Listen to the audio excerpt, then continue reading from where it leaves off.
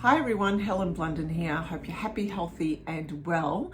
It's time for a new book review today where I share some life lessons out of books that I have been reading. This book I'm sure that you know about. It is Prophet's Song by Paul Lynch, and you may have heard that it was the Booker Prize winner for 2023. Now, the reason I read this book is that I am a member of a local book club through my library, and this was the book that we will be doing in one of the months. And so I read it knowing full well that I may not have liked it. Why? Because I assumed a lot of things by reading some of the reviews on the manner it was written and the topic matter. So there were two reasons I approached this book with trepidation. The first one, namely, was the situation. It's a dystopic piece about a country, a Western country, Ireland, moving into a totalitarian, authoritarian state, a state of fascism. And I guess it was a little bit close to home with a lot of things that are happening in the world and a lot of countries who are possibly starting this way or who have experienced this way. And there was a point in time where I thought, I just can't deal with this situation, which will lead me to what I have to say afterwards. The second one was I read that it was written in a stream of consciousness style with no paragraphs and no quotation marks, and big, long paragraphs, long chunks of text. You could see that it is pretty hard going when you're faced with so much text. It is quite off-putting, but I was completely wrong. And I'm so glad I started to read this book, because a few pages in, I got what the author was trying to do. I started to feel my heart rate increasing. I started to feel anxious. I started to see things through the character's eyes. It is a book about Eilish Stark, who is a scientist, although we don't get to read so much about her work. And in fact, we don't get to read so much about the situation that Ireland is in, the politics of the time. Instead, we get her feelings and her observations and her perceptions about what is happening around her. Slowly, things are crumbling. And what happens is her husband, Larry, gets taken away in the middle of the night by the state police. She doesn't know where he is. She doesn't know whether he's alive or not. She doesn't know why he was taken. She has 4 young children whose names are Mark, who's 17 years old, Bailey, who is about 13 years old, Molly, who's a little bit older, and also little Ben, who is very young. And she has to deal with them. Being a mother, she has to keep them safe. But not only that, she has her father, Simon, who has dementia, who is living away from them, who she needs to also help out. He has moments of lucidity where he snaps into reality and offers some advice to her.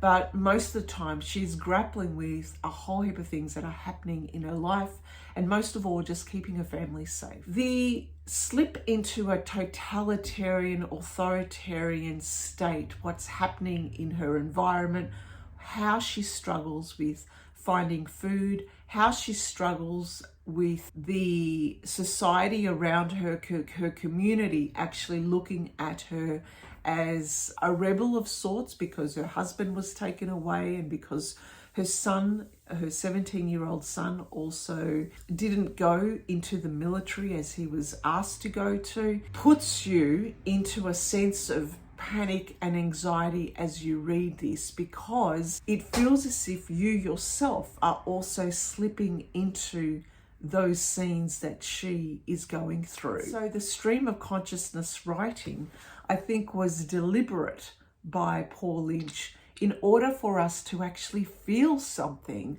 and to start questioning whether this can happen in our own country. Now, we know this has already happened in many countries around the world, the Bosnians, the Syrians, and so forth. I guess putting it in the context of it happening into a Western country and what that can feel like to us really hits home. And this is where I find the power of the writing and the power of the situation. If Paul Lynch didn't write it in this manner, it would have just been another dystopian story. We could see it is happening in countries all around the world currently. We can see it will happen in countries in the near future and the future, and it will continue happening. This book also reminded me of this television show that we used to have here in Australia some years back. And in Australia, we have our own situation with refugees.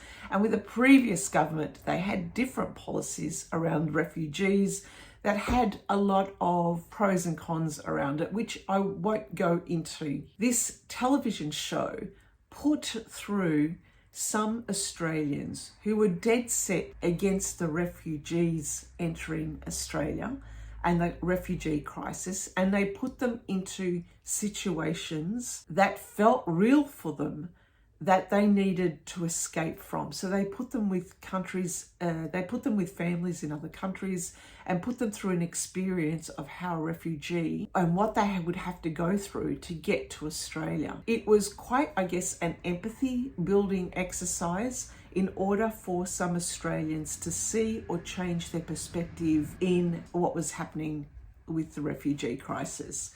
So I guess the writing was pretty much the same. I felt the same that he was doing that, and he succeeded.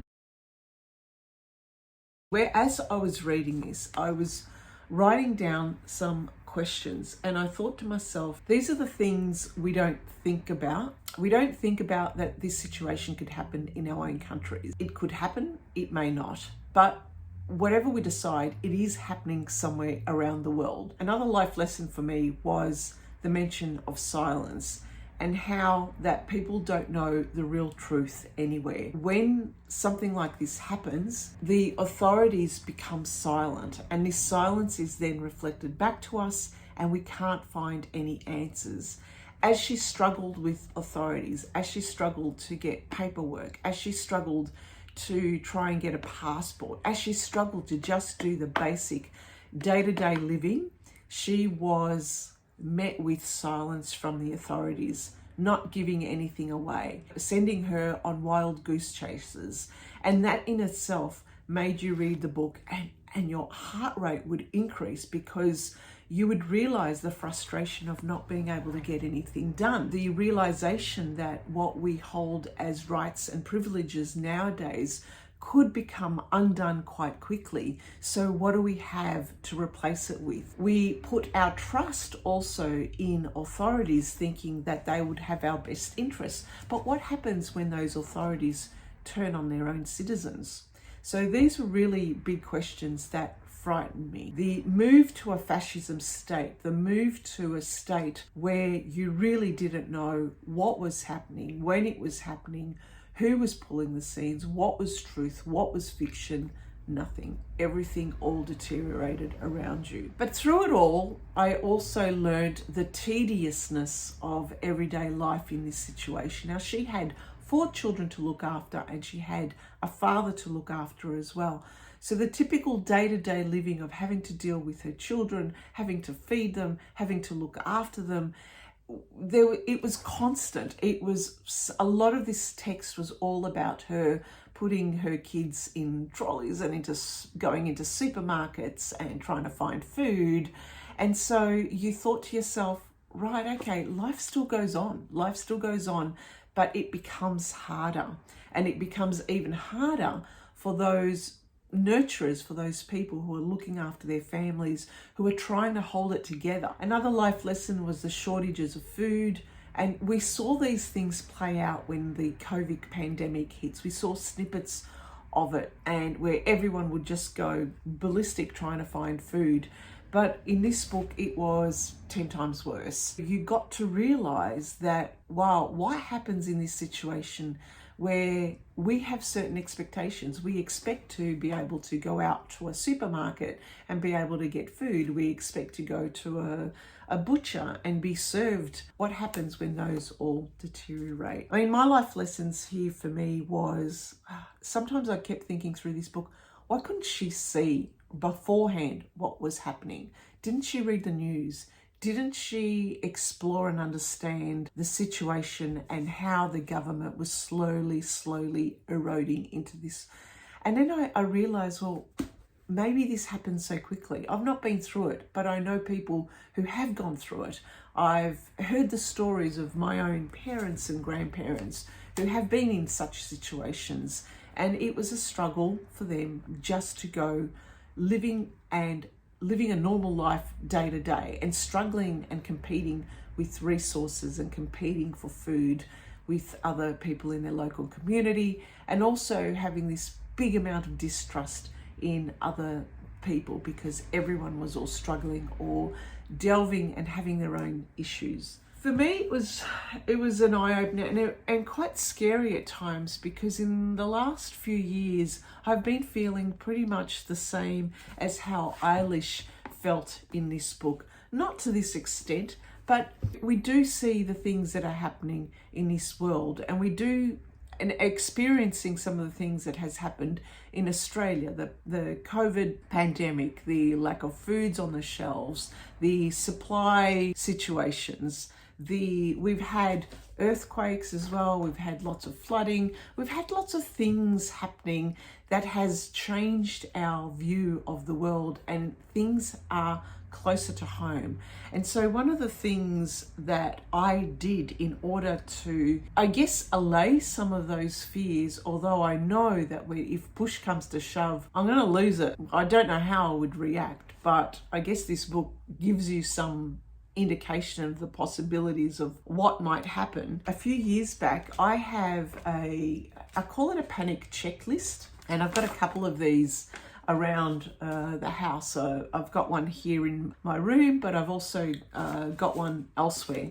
And a panic checklist is something that I learned when I was in the military. And when I was in the military, we had to move quite quickly on a particular order. We had to go, so we had to have a bag already packed, ready to go. So I used that same mentality, even though I think in the future I probably won't be going anywhere, I'd be staying put. But again, these questions, you just don't know what will happen. I created this panic checklist, and this panic checklist is derived from this situation that when push comes to shove, if you have a very difficult situation and you need to move out of your house very quickly, what are you going to take with you? Having a situation where if you've only got 5 minutes or whatever, how do you, and you're also in a panic state, what do you take? A checklist is a great idea for being able to grab at that moment and being able to pull together quite quickly. So what do I have in this panic checklist? The first few things I have already packed in a backpack ready to go. And that is a first aid kit, a pretty good first aid kit, an ablutions kit, which is a washing kit, and also a prep kit. And the prep kit is pretty much things like a battery operated radio, some candles, torches, batteries, toilet paper, some cord, matches, anything that I might need. I also have a lanyard with some emergency contact details, blood type, contact details of emergency next of kin, and also some cash. Some other things that I do have in the panic checklist that I would say is have some cash, water bottles, some food for a few days, some water for a few days, carrying all my important documents, mobile phone chargers, a charging unit that is always constantly charged, some clothes that include thermals and also underclothes as well, some wet weather gear, a towel each, a sleeping bag, and some shoes, preferably runners or hiking boots. This is a panic checklist that I could pull together quite quickly, although some of those are already packed and ready to go. Am I overdoing it? I don't know. But I guess this is my military training kicking into gear if something happens that I need to escape from the house quite quickly. I don't anticipate it happening, but you never know. Anyway, that's Life Lessons from Prophet Song by Paul Lynch. I highly recommend this book. Let me know what you think.